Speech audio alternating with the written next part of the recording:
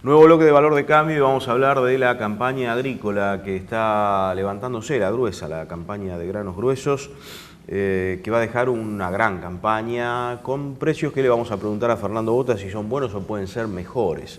Fernando, ¿cómo te va? ¿Cómo estás? Gracias como Por la siempre por invitación. venir, Gracias como siempre. Un cosechón. Una buena cosecha. Sí, no estás conforme. Sí, lo que pasa es que digamos, hay algunas caras largas, depende de dónde te tocó, hay algunos lugares mejores, otros peores. ¿Dónde ves las caras largas? No, muchas áreas sin cosechar. Norte de Buenos Aires, sur de Santa Fe, donde hubo mucha agua, los rendimientos no son los esperados. Quedó muchas hojas sin cosechar, con lo cual vos ves productores y te dicen, che, ¿cómo anduvo el rendimiento? Y bien, 36, 37 de lo cosechado. De lo cosechado. Pero cuando me promediaba con la laguna que no pude cosechar, que se pudrió, qué sé yo, 29. Y campo arrendado, 29 quintales, no hiciste negocio. ¿No? No. Bien. No, porque los costos internos subieron mucho, mucho. Vos tenés que hablar que hoy tenés, para no ajustarnos, entre 13 y 16 quintales de costo de producción. Con lo cual, si vos lo comparás con fines de la década del 99, 2000, eso era 8 quintales. Así que si vos alquilaste, tenés 13 y alquilaste a 15, tenés 28 para salir derecho. Y este año fue un año muy particular en términos de, también fue un año muy difícil de controlar algunas malezas y algunos insectos, con lo cual tuviste un costo adicional que no estaba previsto. Están hablando de 15, el promedio 14,5, 15 quintales de costo de producción. Al chico le fue mal entonces, en un escenario así. Al chico, no solo al chico, a los grandes que tienen casi toda su proporción en campo arrendado, no sé si le fue mal, pero la pelearon. Te diría que se salvaron porque el salto del dólar en el medio licuó parte de la deuda. Lo que vos enterraste en el campo antes de la suba del dólar, lo enterraste a 6 y después lo sacaste a 8. A 8. Eso ayudó a equilibrar y a diluir parte de esos costos fijos que medido hoy son muy altos. ¿Y los alquileres habían cerrado así a quintal fijo o había alguna sociedad que se están tratando de renegociar, pero no es fácil y es lento. Y es lento. Claro. Y hay una cosa que no es fácil de ver, es que hay mucha gente que está muy preparada para trabajar el campo y si vos decís, dejo la mitad, ¿qué hago? No es fácil arrancar otra actividad. Entonces algunos van despacito tratando de renegociar, abriendo sus nuevos contratos, bajando un poquito los niveles de quintal fijo, armando mix. Bueno, como que eso hay que rescatar que la Argentina en el agro siempre fue un gran innovador y le está buscando la vuelta para arreglar esta situación. ¿Los números flojos fueron tanto como para soja como para maíz en quintales? Y el maíz, lo que pasa es que el maíz de primera estuvo muy complicado por el impacto de la sequía, que fue el que más sufrió. El maíz de segunda viene muy bien, entonces ahí los rendimientos hasta ahora están compensando por ahí un precio que tampoco es malo. Si bien no cierra bien, tampoco es malo. Lo cierto es que ahora se empieza a sentir plenamente los efectos de la retención. Claro. Ese es el... Sí. Y de los precios de los commodities, hablando particularmente de esto, de maíz, de soja, de trigo, ¿qué podemos esperar para este año? ¿Cómo lo ves hoy y qué podemos esperar? Mira, en principio, te digo, me gustan todos los mercados de commodity. Porque en el fondo es como que la situación monetaria mundial sigue ahí en una situación rara. Hay mucha liquidez y lo que estamos viendo es que la cantidad de dinero que está entrando en los commodities es muy alta. De parte de los precios creo que son muy buenos, dado que casi todos los commodities tienen alza del 17% entre el 15 y el 20 desde enero hasta el día de hoy. ¿Sí? Es más, el trigo tiene una gran volatilidad y debido a 3 problemas básicos. Primero, en casi todos los productos se ve una demanda un poco más firme, lo que le da tendencia de fondo interesante. Y después en trigo tenés problemas muy graves de sequía en las planillas americanas y tenés los problemas en Ucrania y Rusia, que entre los dos involucran 70, 80 millones de toneladas de producción. Entonces eso lo pone un poco picante. La soja sigue con una buena demanda, te diría muy buena demanda, con la espada de Damocles, la demanda es 75-70% proveniente de Asia. De Asia. Y donde la información no está del todo clara. Es más, la baja importante de la semana pasada en el mercado asiático es que se empezó, en el mercado de grano, es que se empezó a ver una desaceleración de la demanda de soja para la campaña 14-15. Entonces muchos tomaron sus precauciones. De todas maneras, los stocks americanos van a seguir justos y hay que esperar el desarrollo. No te debes olvidar que enfrentamos todo el desarrollo de la cosecha americana, que hay que esperar que evolucione bien. En soja, si Estados Unidos va a necesitar una buena cosecha para recuperar stock. Con una cosecha 3/4, los stocks no se van a mover demasiado. O sea que si vos me preguntás, a mí me gustan los commodities, no sería descabellado esperar alguna lateralización o alguna baja en soja de acá hasta junio, que empiece a sentirse el verdadero premio climático americano, y después en función del clima ahí volver a mejorar. Vuelve a mejorar. Esto que me comentabas del trigo explica que la intención de siembra hoy esté entre un 10 y un 20% arriba para esta campaña que... Mirá, no creo que sea eso lo que explique la suba del trigo. Me parece que lo que explica la suba del trigo son tres cosas. Primero, un muy buen resultado económico de la campaña pasada, dado que las condiciones de mercado son irrepetibles, pero mucha gente está tomando decisión con ese dato. Los que lograron entrar en primicia el año pasado hicieron muy buen negocio en el trigo. Eso es una parte. La segunda es que, como yo te contaba, no cierra el número. En campo arrendado a soja de primera no cierra. Y a trigo soja, si vos sacás este año, una característica que tiene este año es que la soja de segunda vino bien sobre trigo. Entonces eso ayudó a mucho a tomar la decisión del año que viene a hacer trigo. Con un valor que si vos mirás el mercado de futuro te da un $200. La verdad que todavía no sacamos costo de producción de trigo, pero no es mal número. Y si vos ves con un mercado internacional que hoy está muy firme y potencialmente lo podría ver subir bastante más todavía, eso hace que muchos arriesguen que para salvar la campaña hagan un doble cultivo, trigo-soja y no soja de primera, donde tenés que sacar 50 quintales para arreglar el número en campo arrendado. Entonces se van a jugar un poco más a ese cultivo. En alguna zona vemos intenciones de siembra arriba del 30% el año pasado. Mucho. Baja un poco cuando vos pones el Buenos Aires, que mucho no se mueve, pero sí hay una... Pero el principal factor te diría que es ese, mejorar el número. ¿El productor qué está haciendo? ¿Vendiendo de a poquito, a medida que va necesitando? ¿Cómo se viene dando la dinámica de ventas? Mira, lo que estamos viendo es que está un poco más lenta. Tenés que tener en cuenta que hubo un fin de cosecha de la pasada donde salió mucha soja. Entonces ahora vienen un poco más digamos, tranquilos, pero sí, lo que vamos a ver es, primero, hay poca intención de hacer nada, digamos, la gente está esperando a ver qué va a pasar, entonces hay pocas decisiones de inversión que son las que consumen mucha soja. Y por otro lado, con la incertidumbre del mercado cambiario, obviamente, si vos no tenés necesidad, estás tratando de evitar las ventas, digamos, para quedarte en dólares. Obviamente. Yendo a lo agronómico, Fernando, hoy hacer soja ya no es lo mismo que era en la década del 90, cuando uno con la RR, con glifosato ya solucionaba todo, las malezas empiezan a resistir, empiezan a tolerar, reclaman más producto. ¿Cómo estás viendo este cambio de paradigma de lo que fue sencillo hasta ahora? Algunos me decían, volvemos a ser ingenieros agrónomos. Sí, eso es una realidad. En principio es un ciclo natural y esperable.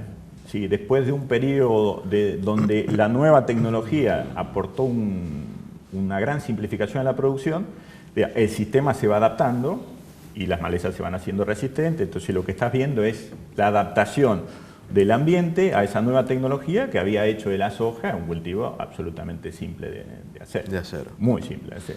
10 litros de glifosato, algunas variedades de soja X, ya está. Y ahora se va complicando y hay que volver a la vieja receta de que cada maleza tiene algún herbicida en particular. Este año se ha visto una particularidad con los insecticidas, más que con los insectos, fue muy difícil de controlar. Está bien que hubo situación ambiental muy rara, porque hubo días de 35% de humedad relativa, y vos cualquier cosa que tires a esa humedad relativa se evaporiza. Pero se ha vuelto a ser un cultivo complejo, efectivamente complejo. Ajá. Y en este marco, las empresas vienen trabajando en genética, en semillas, con no del todo resuelto todavía el tema de retribución a la investigación, el tema de regalías y demás. ¿Cómo ves este tema? ¿Qué visión tenés sobre este particular? Es una vieja discusión, que en realidad lo que estamos viendo ahí, primero creo que hay que ponerse de acuerdo, y el valor de la investigación hay que remunerarlo, eso no hay duda.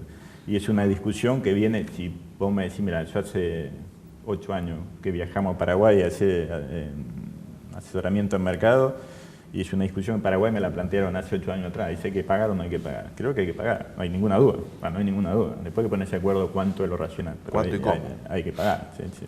No hay ninguna duda porque es lo que sostiene. Si nadie nos va a investigar a nosotros hacer avances científicos gratuitamente, porque no tiene sentido. Es como pedirle a un empleado que trabaje gratis, más o menos. Claro.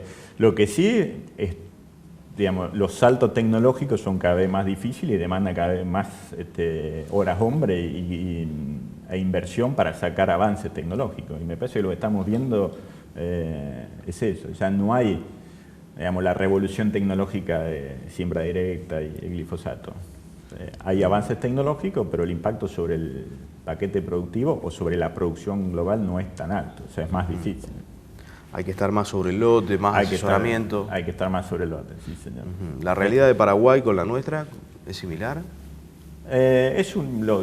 Lo distinto es que está creciendo a una velocidad abismal. La verdad que lo que ha crecido en los últimos años, gracias a la soja, es espectacular. En algunas cuestiones parecidas, tiene un atraso muy notable en todo el sistema de comercialización, ¿sí? Ahí se nota mucho, y en lo productivo se vienen poniendo a tono muy rápidamente y tienen la virtud de que ellos sí estuvieron siempre dispuestos a pagar la tecnología. Después lo difícil en eso es decir cuánto es, claro, que es siempre la discusión. Acá se arrancó con acuerdos entre privados, ¿esto lo ves viable en el tiempo? Me parece que sí. Sí. Lo que no creo que no es viable y creo que no debe ser es que paguen terceros. Si el acuerdo entre privados es decir, vos vas a usar mi tecnología, vos me la tenés que pagar. Hacerle pagar el uso que vos vas a hacer la tecnología a un tercero, por la vía que sea, no tiene sentido ni ayuda a largo plazo, porque le estás sacando la responsabilidad a quien la tiene que desarrollar, que es el que la usa. Tenés que ponerte de acuerdo con el que la usa, no hay forma. Viste que hubo intento de siempre que lo termine pagando de alguna forma tercero. Sí, sí. No, yo creo que tenemos que trabajar para darnos cuenta que la tecnología, cualquier tecnología, vale mucho y hay que pagarla. Porque en definitiva nosotros cuando hacemos asesoramiento de cualquier estilo también aplicamos tecnología. Entonces son tecnología de proceso, son todavía más difícil de ver que la tecnología de insumo. Imagínate que si vamos a pelear y no podemos cobrar tecnologías de insumo, como es una semilla genéticamente modificada, no vamos a poder pretender después cobrar asesoramiento para mejorar el proceso agrícola. Sin duda. ¿Cómo le ves, pensando en voz alta contigo, el tema de la bolsa blanca? O sea, te cobro la semilla, me la das, la siembro, después ¿cómo controlo? Mirá, los argentinos en un momento vamos a tener que llegar a pensar que no necesitamos tanto control y que necesitamos, digamos, más principios. Y lo que tenés que entender es que si vos estás usando la tecnología de un tercero, tenés que pagarla sin mucho control. Bien. Porque vos podés controlar, y esto si vas a buscar lo que dicen los constitucionalistas del 1800 y pico, que lo leí así muy por arriba, no porque sean especialistas, vos podés controlar cuando los que salen de la norma son unos pocos. Claro. ¿Sí? Entonces me decís, mirá, ¿por qué es más fácil controlar el delito? Porque todos asumimos, el 90% de la población asume que no hay que delinquir. Claro. Entonces, ¿qué haces? Ponés una norma y un castigo para el que no está dispuesto a aceptar esa regla. Ahora, donde vos tenés una regla que la pretenden incumplir el 70% de la gente, no hay forma de desarrollar castigo alguno. ¿Cómo se paga eso? Con menor avance. Entonces lo que hay que trabajar es para entender que la semilla es una tecnología que tiene alto valor y trabajar lentamente con la gente para que esté dispuesta a pagarla sin mucho control. Una vez que vos tengas eso, sí te puedes decirle a los pocos que se queden afuera el castigo por no pagar, etc. Pero si no, si vos no haces eso, el castigo lo paga toda la sociedad con menor desarrollo. Pues nadie va a venir a invertir ni a traerte tecnología para que después alegremente se la use. Lo mismo que pasaría si vos contratás a un consultor y no le pagás, o si tenés un empleado y no le pagás. Un día le decís, mirá, no trabajo más. Es más o menos el mismo proceso. Más difícil por ahí de ver. Sí, sin duda. Para la próxima vamos a hablar de ganadería, ya que estás de presidente de Rosgan. Cuando vos quieras, de vice. En realidad, de mucho ganadería no sí vamos a hablar. Si querés hablamos de mercado. Del mercado, de cómo funciona y de sus proyecciones. Porque en realidad la idea es esa, de aportar para fortalecer los mercados. Mi actividad sobre la ganadería no es muy profunda. Hablamos de eso. Gracias por la invitación. Vamos con Daniel Maggiolo ahora. Estos son las empresas que están auspiciando su comentario. Shell, 100 años en el país, contribuyendo a construir su futuro. ABUT, Sociedad de Bolsa, agentes de bolsa del mercado de valores de Rosario.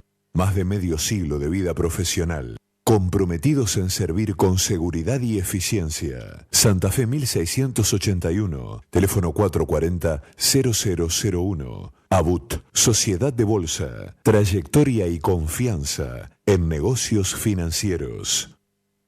Daniel, ¿cómo te va? ¿Qué tal, ¿Cómo estás? Buenas noches a todos. Contame qué datos has traído. Bueno, seguimos con los datos de las cuentas públicas. En este caso te traje Bien. lo que pasó en el primer bimestre, son los datos oficiales, por supuesto, en lo que pasó en el primer bimestre del gasto del Estado, ¿no? El gasto y el déficit que está teniendo financiero. En el acumulado de enero y febrero ya tenemos un déficit de 10.800 millones de pesos. Como hacemos siempre, comparamos con lo que pasó un año atrás. Un año atrás. Y es llamativo porque creció 5 veces. El 2013 ahora el déficit de primer bimestre de las cuentas del Estado. Bien. Dentro de estos gastos lo que se destacan son los gastos, los déficits operativos de las empresas públicas. O sea, el déficit operativo es lo que es puro de la empresa, si la actividad exclusiva de la empresa, cómo está funcionando. Bien. Ingresos menos gastos. De ahí ese déficit operativo está en 2.000, en este primer bimestre, está en 2.000, casi 3.000 millones de pesos. Comparamos con el año pasado, creció el 350%. Una variación muy importante. Si bien es cierto que ese déficit operativo de la empresa solamente representa un 2% del gasto corriente del Estado, de las cuentas públicas, contribuye mucho a que se acumule esos 10.800 que hablamos al principio, porque fíjate que estamos hablando de 2.978 millones de pesos, el déficit fue 10.800, es casi un 30% del desfasaje total en estos primeros 2 meses. También es llamativo si hacemos un raconto de ese gasto operativo en las empresas públicas, y es muy llamativo porque fíjate que vamos para atrás.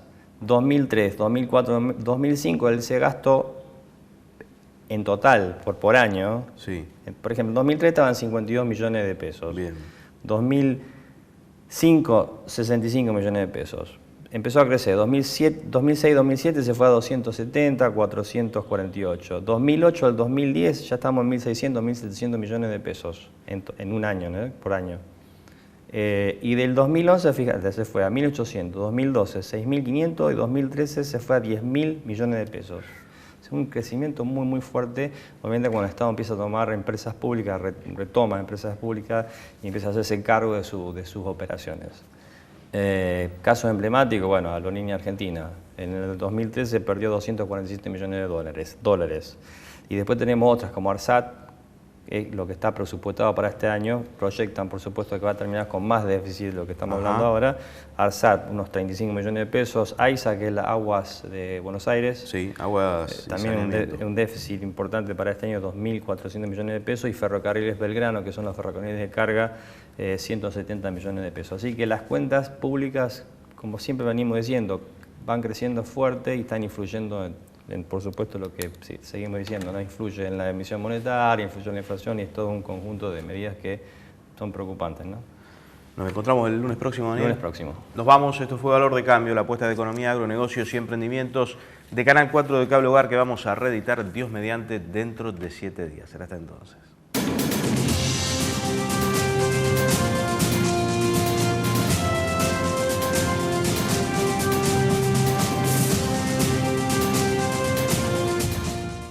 Agroactiva cumple 20 años y en el aire ya se respira algo especial.